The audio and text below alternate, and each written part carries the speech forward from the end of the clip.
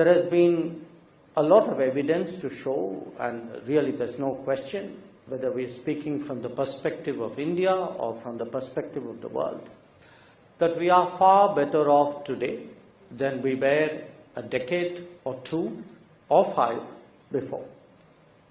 Yet, precisely because every set of solutions throws up a new generation of problems, we constantly dissect, analyze, debate, and sometimes even agonize. The really good people in my business, however, also imagine, anticipate, and foresee. So today, we need both an evolutionary approach as well as audacious thinking, however contradictory that might seem. And the reason for that is the churning on multiple fronts that the world is going through, not merely simultaneous stresses, but many with a clear potential for structural change. And at the same time, the overwhelming compulsion to ensure stability or at least mitigate catastrophes as the process of change. A second contributor to volatility is conflict in a globalized world, where consequences spread far beyond the immediate geography. We have already experienced this in respect of Ukraine. The ripple impact of what is taking place right now in the Middle East is still not entirely clear. Now, these particular cases may be headline news, but in different regions there are smaller happenings whose impact is not inconsequential. In the domain of violence, there is also the less formal version, if you would, that is very pervasive. I speak here of terrorism, which has long been honed and practiced as a tool of statecraft. The basic takeaway for all of us is that given the seamlessness of our existence, any expectation that conflicts and terrorism can be contained in their impact is no longer tenable.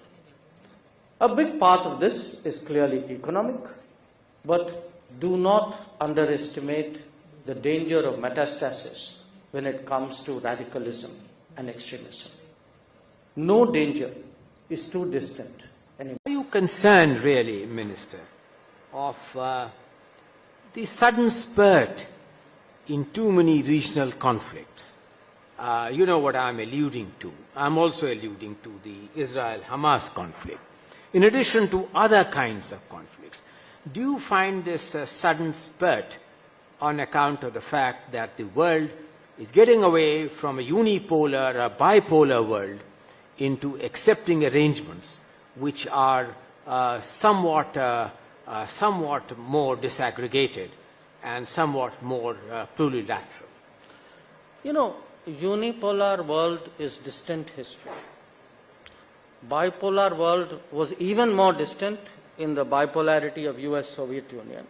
And I don't think US-China will really end up bipolar. I think there are too many other, as I said, too many next-rung powers with sufficient clout and autonomous activity and regions of their own dominance and primacy for that to happen. So, to my mind, actually, a lot of our analysis needs to overcome a kind of the burden of past constructs, which often shape us. We are artificially imposing that on a particular situation. The reality is, at one level, yes, we are far more globalized, but we are also, as I said in my remarks, I mean, if you look today at what is happening in the Middle East, a lot of it is actually, in a sense, the activities are intrinsic to the Middle East. If you compare it, let us say, with 1973 or 1967, they're very different. So the key global players on major key regional players on regional situations are actually today going to be so dominant compared to the past that they're not going to leave that much space for global players or external players to come in. And I think you can see that happening in Africa as well. Thank you. Now Necessary to also look at the directly disruptive impact of climate events on the international economy. We have long debated that climate challenges as a trend undermine the well-being of our planet. However, as weather patterns shift, and often catastrophically so, they can affect the nodes of production as well as the supply chains that emanate from them.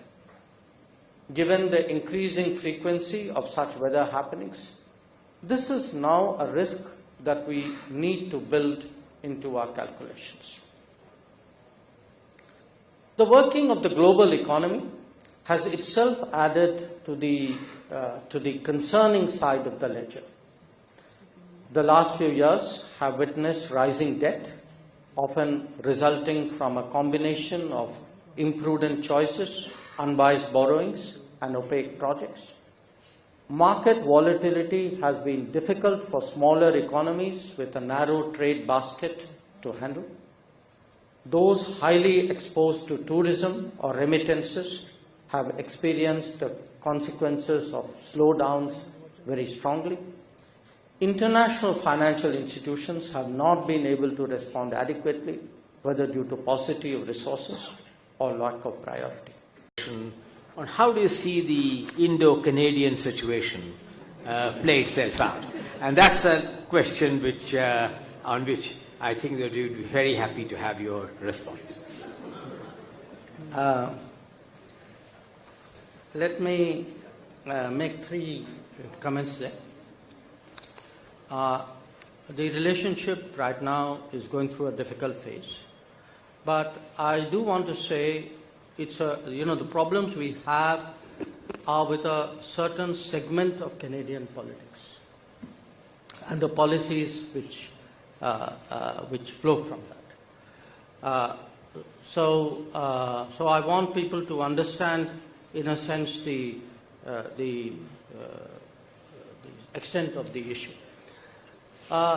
Number two, right now, the big concern which people have is on visas.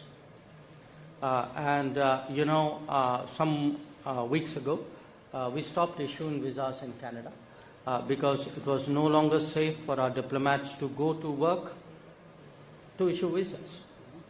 So their safety and security was the primary reason we had to temporarily stop the issue of visas. We're tracking it very closely. My hope, my expectation is that situation would improve in the sense that our people would have greater confidence in being able to do their basic duty as diplomats, because, as you know, ensuring safety and security of diplomats is the most fundamental aspect of the Vienna Convention. And right now, that is what has in many ways been challenged in Canada, that our people are not safe, our diplomats are not safe. If we see progress there, I would like very much to resume the issue of visas.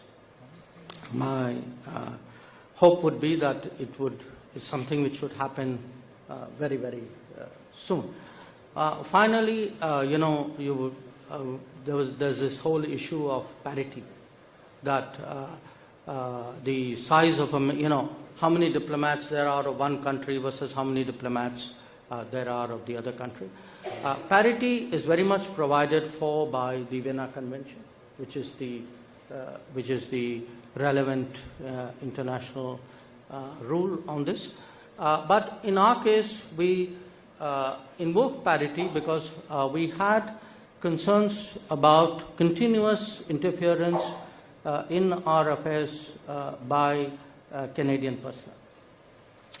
We haven't made much of that public. My sense is over a period of time, more stuff will come out, and people will understand why we had the kind of discomfort with many of them which we did. Well, thank you very much. I think that brings us. Finally, there's this whole issue of parity, that the size of how many diplomats there are of one country versus how many diplomats there are of the other country. Parity is very much provided for by the Vienna Convention, which is the relevant international rule on this. But in our case, we invoked parity because we had concerns about continuous interference in our affairs by Canadian personnel. We haven't made much of that public. My sense is over a period of time, more stuff will come out, and people will understand why we had the kind of discomfort with many of them which we did. Well, thank you very much. I think that brings